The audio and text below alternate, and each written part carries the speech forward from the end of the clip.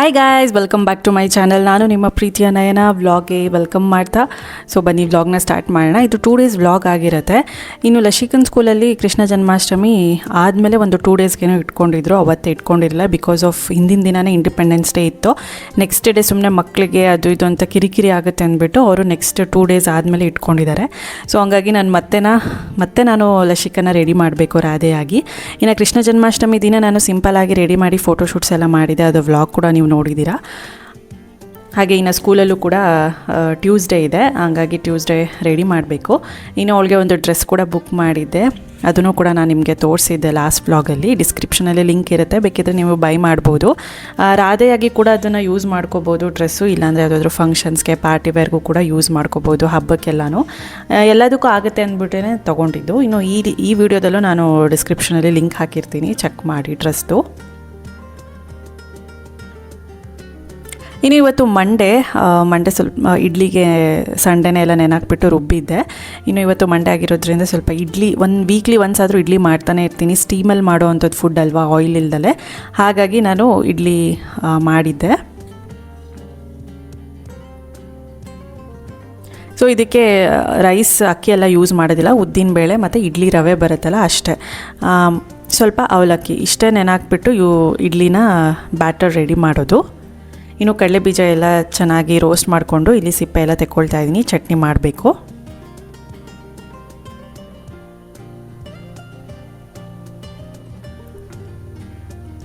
So ಇನ್ನು ನಮಗೆ ಕೂಡ ಮದರ್ಸ್ಗೆ ಕೂಡ ಪಾರ್ಟಿಸಿಪೇಟ್ ಮಾಡೋ ಥರ ಇತ್ತು. ಹಾಗಾಗಿ ಟ್ರೆಡಿಷ್ನಲ್ ಆಗಿ ರೆಡಿಯಾಗಿ ಬನ್ನಿ ಅಂತ ಹೇಳಿದರು.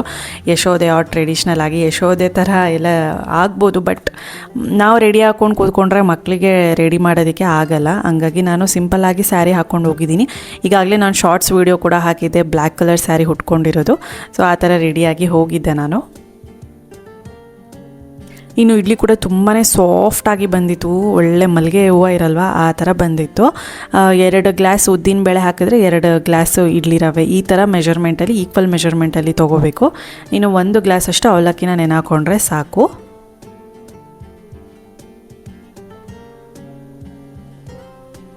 ಇನ್ನು ಬಾಕ್ಸಿಗೆಲ್ಲನೂ ನಾನು ಪ್ಯಾಕ್ ಮಾಡಿ ಇಡ್ತಾಯಿದ್ದೀನಿ. ಬಾಕ್ಸ್ಗೂ ಕೂಡ ನಾನು ಇಡ್ಲಿನೇ ಕಳಿಸ್ತೀನಿ, ತಿಂತಾರೆ.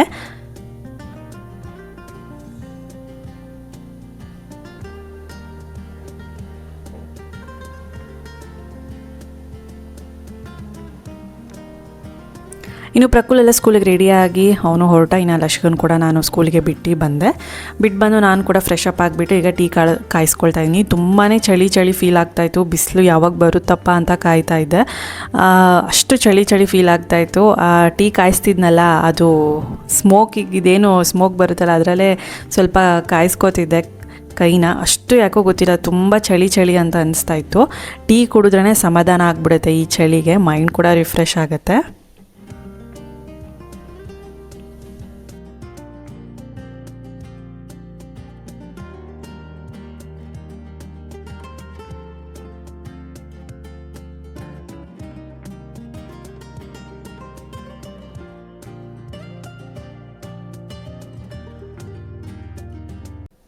ಮಧ್ಯಾಹ್ನಕ್ಕೆ ಪಕೋಡ ಮಾಡೋಣ ಸ್ಪೈಸಿಯಾಗಿ ಅಂತ ಅಂದ್ಕೊಂಡು ಮಧ್ಯಾಹ್ನ ಅನ್ನ ಸಾಂಬಾರಿಗೆ ಸೈಡ್ಸಾಗಿ ಇದನ್ನು ಮಾಡ್ತಾಯಿದ್ದೀನಿ. ಆನಿಯನ್ ಪಕೋಡಾನ ಆನಿಯನ್ಸ್ ಎಲ್ಲ ಚಿಕ್ಕದಾಗಿ ಕಟ್ ಮಾಡಿಕೊಂಡು ಒಂದು ಸ್ವಲ್ಪ ಹಸಿಮೆಣ್ಸಿನ್ಕಾಯಿ, ಸ್ವಲ್ಪ ಸಬಾಕ್ಸಿ ಸೊಪ್ಪು, ಮೆಂತ್ಯ ಸೊಪ್ಪು ಇದ್ದರೂ ಚೆನ್ನಾಗಿರುತ್ತೆ, ಪಾಲಕ್ ಸೊಪ್ಪು ಕೂಡ ಹಾಕೋಬೋದು, ಒಂದು ಸ್ವಲ್ಪ ಕರಿಬೇವಿನ ಸೊಪ್ಪು, ಜೀರಿಗೆ, ಅಜ್ವಾನ ಮತ್ತು ಉಪ್ಪು, ಕಡಲೆ ಹಿಟ್ಟು ಮತ್ತು ಅಕ್ಕಿ ಹಿಟ್ಟು ಇಷ್ಟನ್ನು ಹಾಕ್ಕೊಂಡು ಕಲಿಸ್ಕೊಂಡ್ರೆ ಸಾಕು. ಸೋಡಾ ಏನು ಬೇಕಾಗಿಲ್ಲ, ಏನಕ್ಕಂದರೆ ಮನೆಯಲ್ಲೇ ಮಾಡ್ಕೊಂಡಿರೋವಂಥದ್ದು ಕಡಲೆ ಹಿಟ್ಟು, ಹಾಗಾಗಿ ಕ್ರಿಸ್ಪಿಯಾಗೇ ಬರುತ್ತೆ ತುಂಬ.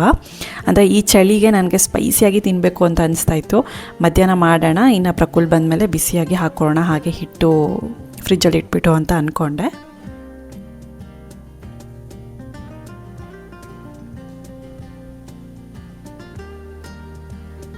ಸೊ ಈ ಥರ ಬ್ಯಾಟರ್ ರೆಡಿ ಮಾಡಿದ್ದೀನಿ. ಎಷ್ಟು ಹಿಟ್ಟು ಹಾಕ್ಕೋಬೇಕು ಅಂದರೆ ಆನಿಯನ್ಸ್ ಕಾಣಿಸ್ತಾ ಇರಬೇಕು, ಜಾಸ್ತಿ ಹಿಟ್ಟು ಕಾಣಿಸ್ಬಾರ್ದು. ಆನಿಯನ್ಸ್ ಕಾಣಿಸಿದಷ್ಟು ನಿಮಗೆ ಕ್ರಿಸ್ಪಿಯಾಗಿ ಕರುಮ್ ಅಂತ ಬರುತ್ತೆ ತಿನ್ನೋವಾಗ.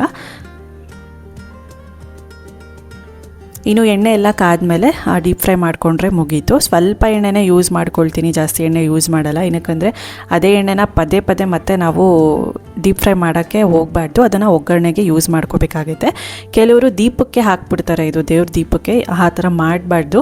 ಏನಕ್ಕಂದರೆ ಇದು ಒಂದು ಸಲ ಯೂಸ್ ಮಾಡಿರೋ ಎಣ್ಣೆ ಅದು ನಾವೊಂಥರ ಎಂಜಿಲ್ ಮಾಡ್ದಂಗೆ, ಸೊ ಅದು ದೇವ್ರಿಗೆ ಅದು ಮಾಡಬಾರ್ದು ಆ ಥರ. ಸೊ ದೇವ್ರಿಗೇನಿದೆ ಪ್ರತ್ಯೇಕವಾಗಿ ದೇವ್ರಿಗೆ ಅಂತಲೇ ಒಂದು ಆಯಿಲ್ನ ಎತ್ತಿಟ್ಕೋಬೇಕು. ಈ ಥರ ಡೀಪ್ ಫ್ರೈ ಮಾಡಿರೋವು ತುಂಬ ಜನ ಯೂಸ್ ಮಾಡ್ತಾರೆ, ಆ ಥರದ್ದೆಲ್ಲ ಮಾಡೋದಕ್ಕೆ ಹೋಗಬೇಡಿ. ಒಗ್ಗರಣೆಗೆ ಯೂಸ್ ಮಾಡ್ಕೋಬೋದು, ಬಟ್ ಒಂದು ಸಲ ಇದು ಡೀಪ್ ಫ್ರೈ ಮಾಡಿರೋದನ್ನ ಮತ್ತೆ ಯೂಸ್ ಮಾಡಬಾರ್ದು. ಏನಕ್ಕಂದರೆ ಟ್ರಾನ್ಸ್ ಫ್ಯಾಟ್ಸ್ ತುಂಬ ಜಾಸ್ತಿ ಆಗುತ್ತೆ, ಹೆಲ್ತ್ಗೆ ಅಷ್ಟು ಒಳ್ಳೆಯದಲ್ಲ. ಆ್ಯಂಡ್ ಇದು ನಾವು ಕಡಲೆಕಾಯಿ ಎಣ್ಣೆ ಯೂಸ್ ಮಾಡೋದು, ಹಾಗಾಗಿ ಇವಾಗ ರಿಫೈನ್ಡ್ ಆಯಿಲ್ ತರಿಸೋದೇ ಫುಲ್ಲು ಸ್ಟಾಪ್ ಆಗಿಬಿಟ್ಟಿದೆ. ಕಡಲೆಕಾಯಿ ಎಣ್ಣೆ ಇಲ್ಲಾಂದರೆ ಕೊಬ್ಬರಿ ಎಣ್ಣೆನೇ ತರಿಸೋದು.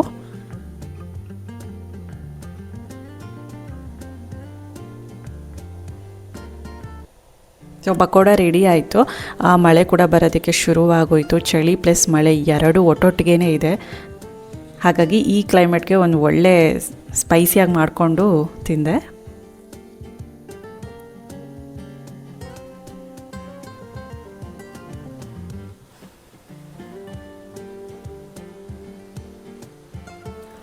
ಇನ್ನು ಸಂಜೆ ಬಂದರೆ ಹೋಮ್ವರ್ಕ್ ಮಾಡಿಸು, ಅದನ್ನು ಓದಿಸು ಇದನ್ನು ಓದಿಸು ಅನ್ನೋದು ಇದ್ದೇ ಇರುತ್ತೆ. ಸೊ ಟೆಸ್ಟ್ಗಳೆಲ್ಲ ಮುಗೀತು, ಬಟ್ ಹೋಮ್ವರ್ಕ್ ಅಂತೂ ಪ್ರತಿದಿನ ಕೊಡ್ತಾರೆ. ಲಶಿಕಂಗೆ ಏನಿಲ್ಲ ಅಂದ್ರೂ ಒಂದೊಂದು 2 to 3 ಬುಕ್ಸ್ ಅಂತೂ ಇದ್ದೇ ಇರುತ್ತೆ. ಸ್ವಲ್ಪನೇ ಹೋಮ್ವರ್ಕು, ಬಟ್ 2 to 3 ಬುಕ್ಸ್ ಅದು ಇದ್ದೇ ಇರುತ್ತೆ. ಇನ್ನು ಪ್ರಕುಲ್ಗೂ ಕೂಡ ಕಂಪಲ್ಸರಿ ಕೊಡ್ತಾರೆ ಪ್ರತಿದಿನ. ಸೊ ಅವ್ರಿಗೆ ಹೋಮ್ವರ್ಕ್ ಮಾಡಿಸ್ಕೊಂಡು ನಾನೊಂದು ಸ್ವಲ್ಪ ಟೀ ಮಾಡಿಕೊಂಡು ಕುಡಿತಾ ಇದ್ದೀನಿ.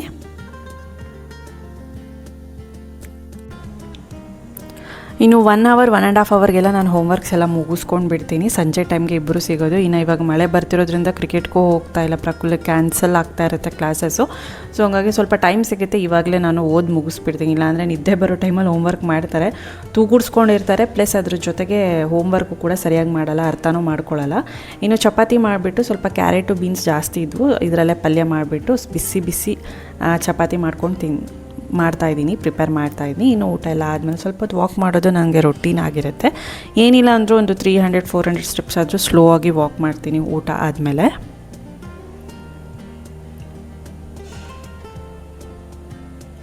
ಇನ್ನು ಮಳೆ ಬರೋದು ನಿಂತ್ಕೊಳ್ಳೋದು ಹೀಗೆ ಆಗ್ತಾಯಿತ್ತು.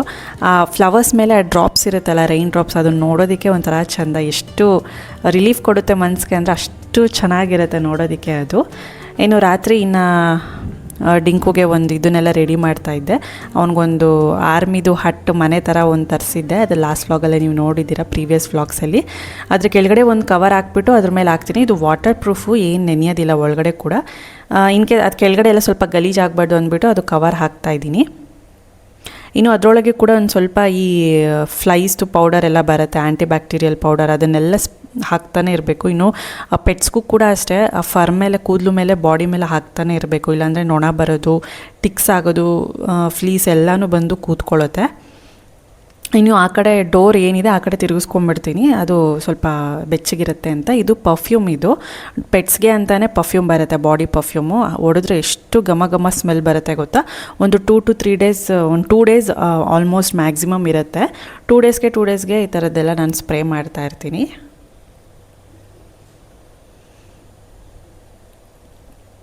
ಇನ್ನು ನೆಕ್ಸ್ಟ್ ಡೇ ವ್ಲಾಗ್ನ ಕಂಟಿನ್ಯೂ ಮಾಡ್ಕೊಳ್ತಾ ಇದ್ದೀನಿ. ಇವತ್ತು ರಾಧೆ ಆಗಿ ನಾನು ವೇಷ ಇದು ಹಾಕಿಸ್ಬೇಕು, ಲಶಿಕನ ರೆಡಿ ಮಾಡಬೇಕು. ಸೊ ಹಂಗಾಗಿ ಫಟಾಫಟ್ ಅಂತ ರೆಡಿ ಮಾಡ್ಕೊಳ್ತಾ ಇದ್ದೆ. ಇನ್ನು ಈ ಥರದ್ದೇನಾದರೂ ಸ್ಕೂಲಲ್ಲಿ ಈವೆಂಟ್ಸ್ ಅಕೇಶನ್ಸ್ ಇದ್ದಾಗ ಸಿಂಪಲ್ ಆಗಿರೋದು ತಿಂಡಿ ಸಾಂಬಾರನ್ನ ಮಾಡಿಕೊಂಡು ಮುಗಿಸ್ಕೊಂಡ್ಬಿಡ್ತೀನಿ. ನನಗೆ ಸಾಕಷ್ಟು ಕಮೆಂಟ್ಸ್ ಬರ್ತಾಯಿತ್ತು, ಅಕ್ಕ ನಿಮ್ಮದು ಬಿಸ್ನೆಸ್ದೇನೋ ಪ್ಲ್ಯಾನ್ ಹೇಳಿದ್ರಲ್ಲ, ಅದು ಏನಾಯಿತು, ಎಲ್ಲಿಗೆ ಬಂತು, ಅದನ್ನು ನೀವೇನೂ ಹೇಳಲೇ ಇಲ್ಲ ಅಂತ ಕೇಳ್ತಾನೆ ಇದ್ದೀರಾ. ಸೊ ಹೌದು, ಸ್ವಲ್ಪ ಇದಾಗಿದೆ, ಡಿಲೇ ಆಗಿದೆ. ಆ್ಯಂಡ್ ಏನು ಗೊತ್ತಾ, ಕೆಲವೊಂದು ಸಲ ನಾವು ಅಂದ್ಕೊಂಡಿರೋದು ಯಾವುದೂ ಆಗಲ್ಲ ಅಂತ ಅನಿಸುತ್ತೆ, ಗೊತ್ತಿಲ್ಲ ನನಗೂ. ಬಟ್ ತುಂಬ ಜನ ಕೇಳ್ತಿದ್ದೀರಿ ಅಂದರೆ ಸ್ಯಾರಿ ಬಿಸ್ನೆಸ್ಸಾ ನಿಮ್ಮದು ಅಂತ. ನಂದು ಸ್ಯಾರಿ ಬಿಸ್ನೆಸ್ ಅಲ್ಲ, ಸ್ಯಾರಿ ಬಿಸ್ನೆಸ್ ನನ್ನ ತಲೆಯಲ್ಲೂ ಕೂಡ ಇರಲಿಲ್ಲ. ಅದು ಆ್ಯಕ್ಚುಲಿ ನನ್ನ ಸ್ಯಾರಿ ಬಿಸ್ನೆಸ್ ನನಗೆ ಇಂಟ್ರೆಸ್ಟ್ ಇರಲಿಲ್ಲ. ನನಗೆ ಸುಮಾರಾಗಿ ಸ್ವಲ್ಪ ಐಡಿಯಾಸ್ ಇತ್ತು, ಕೇಫ್ ಮಾಡಬೇಕು ಅನ್ನೋದು ತುಂಬ ಆಸೆ ಇತ್ತು. ಬಟ್ ಅದು ಮನೇಲಿ ಇನ್ನೇನಂದರೆ ಬೆಳಗ್ಗೆ ಅಂದರೆ ತುಂಬ ಟೈಮ್ ಸ್ಪೆಂಡ್ ಮಾಡಬೇಕು, ಅದಕ್ಕೆ 12-14 hours ಇದ್ದೇ ಇರುತ್ತೆ. ಇನ್ನು ಮಕ್ಳಿಗೆ ಓದಿಸೋದು ಯಾರು, ಅಮ್ಮಂಗಷ್ಟು ಇದೆಲ್ಲ ಅವರೆಲ್ಲ ಓದಿಲ್ಲ, ಹಂಗಾಗಿ ನಾನೇ ಕೂತ್ಕೊಂಡು ಓದಿಸ್ಬೇಕು. ಹಂಗಾಗಿ ಅದು ಬೇಡ, ಬೇಡ ಕೆಫೆ ಅನ್ನೋದು ಒಂದು ಇದು ಸ್ಟಾಪ್ ಆಗೋಯಿತು. ನೆಕ್ಸ್ಟ್ ಇನ್ನೂ ಸ್ವಲ್ಪ ಪ್ಲ್ಯಾನ್ಸ್ಗಳೆಲ್ಲ ಹೇಳಿದೆ, ಅದು ಯಾಕೋ ಡಿಲೇ ಆಗ್ತಿದೆ. ಸೊ ಡಿಲೇ ಆದಂಗೆ ನನಗೆ ಇಂಟ್ರೆಸ್ಟ್ ಇರಲ್ಲ ಅದ್ರ ಮೇಲಿನ. ಸೊ ಹಾಗಾಗಿ ನೋಡೋಣ ಏನಾಗುತ್ತೆ ಅಂತ ನನಗೂ ಗೊತ್ತಿಲ್ಲ. ಸದ್ಯಕ್ಕೆ ಪಾಸಲ್ಲಿದೆ, ಅದು ಮುಂದಕ್ಕೂ ಹೋಗ್ತಾ ಇಲ್ಲ, ಹಿಂದಕ್ಕೂ ಬರ್ತಾ ಇಲ್ಲ, ಆ ಥರ ಇದೆ ಬಿಸ್ನೆಸ್ಸು. ಸೊ ಒಂದು ಸಲ ನಾವು ಅಂದ್ಕೊಂಡಿದ್ದೆಲ್ಲ ಆಗಲ್ಲ. ಕೆಲವೊಂದು ಸತಿ ಟೈಮ್ ಕೂಡ ಬರಬೇಕು ಅಂತಲೂ ಹೇಳ್ತಾರೆ ಪ್ರತಿಯೊಂದಕ್ಕೂ. ನೋಡೋಣ, ನನಗೆ ಪ್ರಾಪರಾಗಿರೋದೊಂದು ಸಪೋರ್ಟು ಸಿಗ್ತಾ ಇಲ್ಲ, ನಾನು ಅಂದ್ಕೊಂಡಿರೋ ಥರ ಆಗ್ತಾಯಿಲ್ಲ. ಸೊ ಹೆಣ್ಮಕ್ಳದ್ದು ಲೈಫೇ ಹೀಗೆ, ಮಕ್ಕಳಾದಮೇಲೆ ಬರೀ ಮಕ್ಳಿಗೆ ಕಮಿಟ್ಮೆಂಟ್ಸ್ ಅನ್ನೋದೇ ಇರುತ್ತೆ ನಿಜವಾಗ್ಲೂ. ಅವನ್ನ ಬಿಟ್ಟು ನಾವು ಜಾಸ್ತಿ ಟೈಮ್ ಸ್ಪೆಂಡ್ ಮಾಡೋಕ್ಕಾಗಲ್ಲ, ಎಲ್ಲೂ ಹೊರಗಡೆ ಹೋಗೋದಕ್ಕಾಗಲ್ಲ. ಓದಿಸೋದು, ಅವ್ರ ಫ್ಯೂಚರು ಎಲ್ಲ ನಮ್ಮ ಮೇಲೇ ಇರುತ್ತೆ, ನಾವೇ ಅವ್ರನ್ನ ಕೇರಾಗಿ ನೋಡ್ಕೋಬೇಕಲ್ವ. ಸೊ ಹಂಗಾಗಿ ತುಂಬ ಜನ ಕೇಳ್ತಾ ಇದ್ದೀನಿ, ನಾನು ರಿಪ್ಲೈ ಮಾಡಲಿಲ್ಲ ಅಂದರೆ ನಿಮಗೂ ಕೂಡ ಇವರೇನಪ್ಪ ಏನು ನಾವು ಕೇಳಿದ್ರೂ ರಿಪ್ಲೈ ಕೊಡಲ್ಲ, ಏನೂ ಹೇಳಲ್ಲ ಅದ್ರ ಬಗ್ಗೆ ಅಂತ ನೀವು ಅಂದ್ಕೊಳ್ತೀರ, ಮನಸಲ್ಲೇ ಬೈಕೋತೀರ ನನ್ನ. ಸೊ ಹಂಗಾಗಿ ಹೇಳಿದೆ, ಸದ್ಯಕ್ಕೆ ಪಾಸಲ್ಲಿದೆ, ಹೋಲ್ಡಲ್ಲಿದೆ. ಸೊ ಗೊತ್ತಿಲ್ಲ ನನಗೇನು ಏನಾಗುತ್ತೆ ಅಂತ ನನಗೂ ಗೊತ್ತಿಲ್ಲ, ನೋಡೋಣ. ಸೊ ನನಗೆ ಪ್ರಾಪರಾಗಿರೋದೊಂದು ಗೈಡೆನ್ಸ್ ಸಪೋರ್ಟು ಸಿಗ್ತಾ ಇಲ್ಲ. ಸೊ ನನಗೂ ಒಂಥರ ಇಂಟ್ರೆಸ್ಟ್ ಹೋಗ್ತಾ ಇದೆ ಆಗಲೇ ಬಿಸ್ನೆಸ್ ಮೇಲೇ. ಸೊ ನೋಡೋಣ, ಓಪ್ಸು ಜಾಬ್ ಅಂದರೆ ಜಾಬ್, ಬಿಸ್ನೆಸ್ ಅಂದರೆ ಬಿಸ್ನೆಸ್, ಓಕೆ ಯಾವುದಾದ್ರೂ ಓಕೆ. ನಾನು ಎಲ್ಲದಕ್ಕೂ ರೆಡಿ ಇದ್ದೀನಿ. ಇನ್ನು ಕೃಷ್ಣ ಜನ್ಮಾಷ್ಟಮಿ ಸ್ಕೂಲಲ್ಲಿ ಅಕೇಶನ್ ಇದೆಯಲ್ಲ, ಅದಕ್ಕೆ ನಾನು ರೆಡಿ ಆಗಿದ್ದೀನಿ. ಅದ್ರ ಜೊತೆಗೆ ನಾನು ಜಾಬ್ ಸರ್ಚಿಂಗ್ ಕೂಡ ಮಾಡ್ತಾಯಿದ್ದೀನಿ, ಸುಮ್ಮನೆ ಅಂತೂ ಕೂತಿಲ್ಲ, ನಾನು ಜಾಬ್ ಸರ್ಚಿಂಗ್ ಮಾಡ್ತಾಯಿದ್ದೀನಿ. ಸೊ ನನಗೆ ಕರೆಕ್ಟಾಗಿರೋದೊಂದು ಯಾವುದಾದ್ರೂ ಆಗಲಿ, ಬಿಸ್ನೆಸ್ ಆದರೂ ಆಗಲಿ, ಜಾಬ್ ಆದರೂ ಆಗಲಿ, ನನಗೆ ಯಾವುದು ಕಂಫರ್ಟ್ ಇರುತ್ತೆ ಅದಕ್ಕೆ ಹೋಗೋಣ ಅಂತ ಅಂದ್ಕೊಂಡಿದ್ದೀನಿ. ಇದ್ರ ಜೊತೆಗೆ ಜಾಬ್ ಕೂಡ ಸರ್ಚ್ ಮಾಡ್ತಾಯಿದ್ದೀನಿ, ನೋಡೋಣ ಹೇಗಾಗುತ್ತೆ, ನಾನು ಎಲ್ಲನೂ ನಿಮಗೆ ತಿಳಿಸ್ತೀನಿ. ಇನ್ನು ರೆಡಿಯಾಗಿದ್ದೀನಿ. ಬ್ಲ್ಯಾಕ್ ಕಾಟನ್, ಇದು ಪ್ಯೂರ್ ಕಾಟನ್ನು. ಒಂದು ಸಲ ವೇರ್ ಮಾಡಿದರೆ ಸಾಕು, ಅದು ಸೆಟ್ ಆಗೋವರೆಗೂ ಅಷ್ಟೇ. ಆಮೇಲೆ ಸಖತ್ತಾಗಿ ಕೂರುತ್ತೆ, ನೆರಿಗೆ ಸೆರಗು ಎಲ್ಲನೂ ಫೋಲ್ಡಿಂಗಲ್ಲಿ ಜಾಸ್ತಿ ದಪ್ಪ ದಪ್ಪ ಥರನೂ ಕಾಣಿಸಲ್ಲ ನಾವು. ಸೊ ಈ ಥರ ರೆಡಿಯಾಗಿದ್ದೀನಿ. ಇದು ಕರಿಮಣಿ ಸರ, ಅದು ತಾಳಿ ಅಲ್ಲ, ಅದು ಕರಿಮಣಿ ಸರ ಇರೋದು. ತುಂಬ ಚೆನ್ನಾಗಿದೆ. ಆ್ಯಂಡ್ ಲಶಿಕನ ತೋರಿಸ್ತೀನಿ, ಸಖತ್ತಾಗಿ ರೆಡಿ ಮಾಡಿದ್ದೀನಿ ಅವಳನ್ನ ರುಕ್ಮಿಣಿ ರಾಧೆ ವೇಷದಲ್ಲಿ. ನಾನು ಲೆಹೆಂಗಾ ತೋರಿಸಿದ್ನಲ್ಲ, ಅದಕ್ಕೆ ವೈಟ್ ವೇಲ್ ಹಾಕಿದೆ. ತುಂಬ ಚೆನ್ನಾಗಿ ಕಾಣಿಸ್ತಿದ್ದಾಳೆ, ತೋರಿಸ್ತೀನಿ ಅವಳದು ಔಟ್ಫಿಟ್ ಎಲ್ಲ. ಸೊ ಸಿಂಪಲಾಗೆ ನಾನು ರೆಡಿಯಾಗಿದ್ದೀನಿ. ಯಶೋಧದ್ರಲ್ಲೂ ಬರ್ಬೋದು ಅಂತ ಹೇಳಿದರು, ಬಟ್ ನಾನು ರೆಡಿಯಾಗೋ ಕೂತ್ಕೊಂಡ್ರೆ ಅವಳಿಗೆ ರೆಡಿ ಆಗಲ್ಲ, ಅವಳನ್ನ ನೋಡ್ಕೋಬೇಕಲ್ವ ಸ್ಕೂಲಲ್ಲಿ. ಹಾಗಾಗಿ ನಾನು ಸ್ಯಾರಿ ಉಟ್ಕೊಂಡು ಸಿಂಪಲಾಗಿ ರೆಡಿಯಾಗಿದ್ದೀನಿ. ಸೊ ಒಂದು ಸ್ವಲ್ಪ ಕಾಟನ್ ಅಲ್ವಾ, ಸೆಟ್ ಆಗೋವರೆಗೂ ಕಾಯಬೇಕು. ಅದಕ್ಕೆ ಒಂದು ಸ್ವಲ್ಪ ನೆರಿಗೆ ಎಲ್ಲ ದಪ್ಪ ಕಾಣಿಸುತ್ತೆ ಒಂಚೂರು. ನಮ್ಮ ಲಶಿಕಾ ನೋಡಿ ಹೀಗೆ ರೆಡಿಯಾಗಿದ್ದಾಳೆ. ಹೇರ್ ಸ್ಟೈಲ್ ಆ ಕಡೆ ಈ ಕಡೆ ಹೇರ್ ಇದು ಕ್ಲಿಪ್ಸ್ ಹಾಕ್ಬಿಟ್ಟು ಈ ಥರ ಐಬ್ರೋಸ್ ಮೇಲೆಲ್ಲ ಈ ಥರ ಇಟ್ಟಿದ್ದೀನಿ ಬೊಟ್ಟು, ಬ್ಲೂ ವಿತ್ ವೈಟ್ ಕಲರು, ಅಂದರೆ ಮ್ಯಾಚಿಂಗ್ ಆಗುವಂಥದ್ದು. ಇನ್ನು 2 ಸರ, ಡಾಬು, ಇದು ವೈಟ್ ವೇಲ್ ಸೂಟ್ ಆಗುತ್ತೆ. ಇದು ಫುಲ್ಲು ಲೆಹಂಗಾ ಅಲ್ಲ ಲಶಿ? ಸೂಪರ್ ಕ್ಯೂಟ್ ಅಲ್ಲ ನೀನು? ತೋರಿಸು, ಚೆನ್ನಾಗಿದೆಯಾ ಮೇಕಪ್ಪು? ಸರಿಯಾಗಿ ನಿಂತ್ಕೋ, ಸರಿಯಾಗಿ ನಿಂತ್ಕೋ. ಈ ಕ್ಲೈಮೇಟ್ಗೆ ಒಂಥರ ಮಳೆ ನಿದ್ದೆ ಥರ ಅಲ್ಲ ರಶಿ? ಆ ಕಡೆ ತಿರುಗು. ಸೂಪರ್ ಅಮ್ಮ.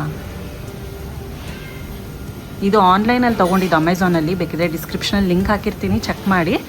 ನಾನೊಂದು ಸೈಜ್ ಎಕ್ಸ್ಟ್ರಾನೇ ತೊಗೊಂಡಿದ್ದೀನಿ, ಯೂಸ್ ಆಗಲಿ ಅಂದ್ಬಿಟ್ಟು. ಈ ಕಡೆ ತಿರುಗು ಲಶಿ. ಲಶಿಕಾ,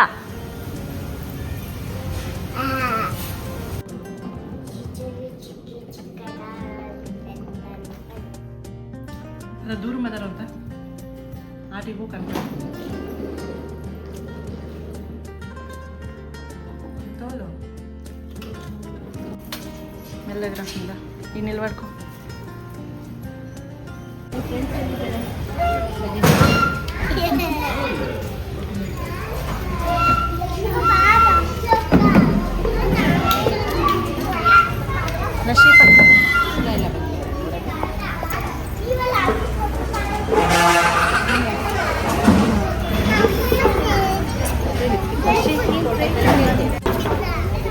మళ్ళీ ఈడే ఉంటాలే, ఆడెవరూ లేరు, అంతా ఈడే ఉండేది.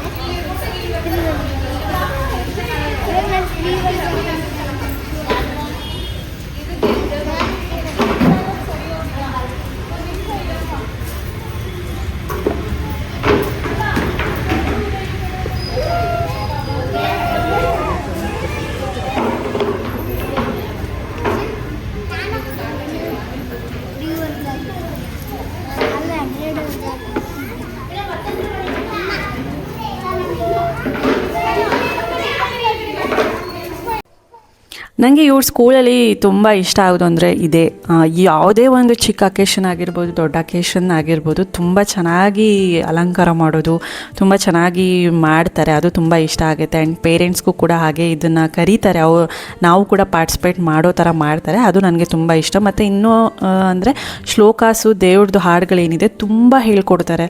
ಸೊ ಅದು ನನಗೆ ತುಂಬಾ ಇಷ್ಟ ಆಗುತ್ತೆ ಈ ಸ್ಕೂಲಿಂದು. ಹಾಗಾಗಿ ಇದು ಮಾಂಟೆಸರಿ ಬೇಸ್ಡ್ ಸ್ಕೂಲ್ಗೆ ಇದು ಒಳ್ಳೆ ಸ್ಕೂಲ್ ಅಂತಲೇ ಹೇಳ್ಬೋದು. ಇದ್ರ ಬಗ್ಗೆ ನಾನು ವಿಡಿಯೋ ಮಾಡಿದ್ದೀನಿ, ನೀವು ಪ್ರೀವಿಯಸ್ ವ್ಲಾಗ್ಸಲ್ಲಿ ಚೆಕ್ ಮಾಡಿ ಹೆಂಗಿರುತ್ತೆ ಫೀಸಸ್ಸು, ಏನು ಯಾವ ಏಜಲ್ಲಿ ಸೇರಿಸ್ಬೇಕು, ಏನಿದೆಲ್ಲ ಸ್ಟ್ರಕ್ಚರ್ ಏನಿದೆ, ಇದಕ್ಕೆಲ್ಲ ಏನು ಪ್ರೊಸೆಸ್ಸು ಅಂತ ನಾನು ಒಂದು ವೀಡಿಯೋನೇ ಸಪ್ರೇಟಾಗಿ ಮಾಡಿದ್ದೀನಿ. ಒಂದೆರಡು ವೀಡಿಯೋ ಇದೆ. ಸೊ ಇವ್ರದ್ದು ಫ್ರ್ಯಾಂಚೈಸ್ ಆಪರ್ಚುನಿಟಿ ಕೂಡ ಇದೆ, ಅದನ್ನು ಕೂಡ ನೀವು ಮಾಡ್ಕೋಬೋದು. ಯಾರಿಗಾದರೂ ಸ್ಕೂಲ್ ಮಾಡಬೇಕು ಅನ್ನೋ ಇಂಟ್ರೆಸ್ಟ್ ಇದ್ದರೆ ಸೊ ಅದನ್ನು ಕೂಡ ನೀವು ಫ್ರ್ಯಾಂಚೈಸ್ ಆಪರ್ಚುನಿಟಿ ಇವ್ರು ಕೊಡ್ತಾರೆ, ಬಂದು ಕಾಂಟ್ಯಾಕ್ಟ್ ಮಾಡಿ ಪ್ರಿನ್ಸಿಪಲ್ನ. ತುಂಬ ಚೆನ್ನಾಗಿ ಮಕ್ಕಳು ಕೂಡ ರೆಡಿಯಾಗಿದ್ದರು. ಎಲ್ಲರೂ ಕೃಷ್ಣನ ವೇಷ, ರಾಧೆ ವೇಷ, ತುಂಬ ಕ್ಯೂಟಾಗಿ ಕಾಣಿಸ್ತಾಯಿದ್ರು ಎಲ್ಲರೂ. ನೋಡೋದಕ್ಕೆ ಒಂಥರ ಎರಡು ಕಣ್ಣು ಸಾಕಾಗಲ್ಲ, ಅಷ್ಟು ಚೆನ್ನಾಗಿ ರೆಡಿಯಾಗಿದ್ದರು. ಇನ್ನೂ ಕೆಲವೊಂದು ಪ್ರೋಗ್ರಾಮ್ಸ್ ಎಲ್ಲ ಇತ್ತು, ಡ್ಯಾನ್ಸ್ ಮಾಡೋದು, ಈ ಹಗ್ಗ ತಗೊಂಡು ಎಳಿಯೋದು, ಮಕ್ಕಳಿಗೆ ದೊಡ್ಡವ್ರಿಗೆ ಎಲ್ಲರಿಗೂ ಇತ್ತು. ಇನ್ನು ಫೋಟೋಗ್ರಾಫರ್ನ ಕೂಡ ಕರೆಸ್ತಾರೆ. ಸೊ ಪ್ರತಿಯೊಂದು ಮಗುನೂ ಫೋಟೋ ತೆಗಿತಾರೆ. ಆಮೇಲೆ ಅವರ ಪೇರೆಂಟ್ಸ್ ಯಾರು ಬಂದಿರ್ತಾರೆ ಅವ್ರ ಜೊತೆಗೆ ನಮ್ಮ ಜೊತೆಗೆ ನಮ್ಮ ಮಕ್ಕಳನ್ನ ನಿಲ್ಲಿಸ್ಕೊಂಡು ನಾವು ಕೂಡ ಫೋಟೋಸ್ ತೆಕ್ಕೋಬೋದು. ಎಲ್ಲನೂ ಕೂಡ ಶೇರ್ ಮಾಡ್ಕೊಳ್ತಾರೆ. ಈಗಾಗಲೇ ನಾನು ತಮ್ನೈಲಲ್ಲಿ ಕೂಡ ಹಾಕಿದ್ದೆ ಫೋಟೋಗ್ರಾಫರ್ ತೆಗೆದಿರೋಂಥದ್ದೇ ಫೋಟೋಸು. ಇನ್ನು ಕೃಷ್ಣದ್ದು ಏನಿದೆ ರಂಗೋಲಿ ಹಾಕಿರ್ಬೋದು, ಬ್ಯಾಕ್ ಡ್ರಾಪ್ ಡೆಕೋರೇಷನ್ ಆಗಿರ್ಬೋದು, ತುಂಬಾ ಚೆನ್ನಾಗಿ ಮಾಡಿದರು. ಇನ್ನು ಮಕ್ಕಳು ಅಷ್ಟೇ ಕ್ಯೂಟಾಗಿ ಕಾಣಿಸ್ತಾಯಿದ್ರು. ಇನ್ನೆಲ್ಲ ಲಶಿಕಾ ಅಲ್ಲೆಲ್ಲ ಹೋಗಿ ನಿಂತ್ಕೊಂಡಿದ್ದಾಳೆ. ನರ್ಸರಿ ಮಕ್ಕಳಿಗೆಲ್ಲ ಫೋಟೋ ಸೆಷನ್ಸ್ ನಡೀತಾಯಿದ್ದು. ಸ್ವಲ್ಪ ಮಕ್ಕಳನ್ನೇ ಕಟ್ಬಿಟ್ಟು ಫೋಟೋಸ್ ಎಲ್ಲ ತೆಗಿತಾಯಿದ್ರು. ಇನ್ನು ಲಶಿಕನ್ ಕ್ಲಾಸಲ್ಲಿ ಲಶಿಕಾ, ಕುಶಿಕಾ, ಓಶಿಕಾ, ಈ ಥರ ಎಲ್ಲ ಕಾಕಾಗಳಿದ್ದಾರೆ. ಅದನ್ನು ಕೇಳಿದ್ರೆ ನಗು ಬರೋದೆ, ಯಪ್ಪ ಎಷ್ಟು ಜನದ್ದು ಸೇಮ್ ನೇಮ್ಸ್ ಇದೆ ಲಾಸ್ಟಲ್ಲಿ ಅಂದ್ಬಿಟ್ಟು. ಎಲ್ಲ ಒಂಥರ ಡಿಫ್ರೆಂಟ್ ನೇಮ್ಸು, ಲಶಿಕಾ, ಕುಶಿಕಾ, ಓಶಿಕಾ, ಈ ಥರ. ಅಪ್ಪ ಸಖತ್ ಒಂಥರ ವೆರೈಟಿ ಆಗಿದೆ ನೇಮ್ಸ್ ಕೇಳಿದ್ರೆ.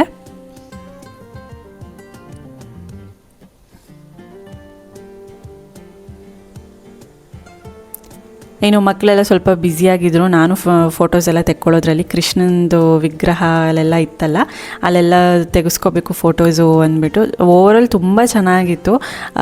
ನನಗೆ ಪ್ರತಿಯೊಂದು ಅಕೇಶನು ಇಷ್ಟ ಆಗುತ್ತೆ, ಇವ್ರ ಸ್ಕೂಲಲ್ಲಿ ಮಾಡೋದು ಪ್ರತಿಯೊಂದು ಈವೆಂಟ್ಸು ಇಷ್ಟ ಆಗುತ್ತೆ.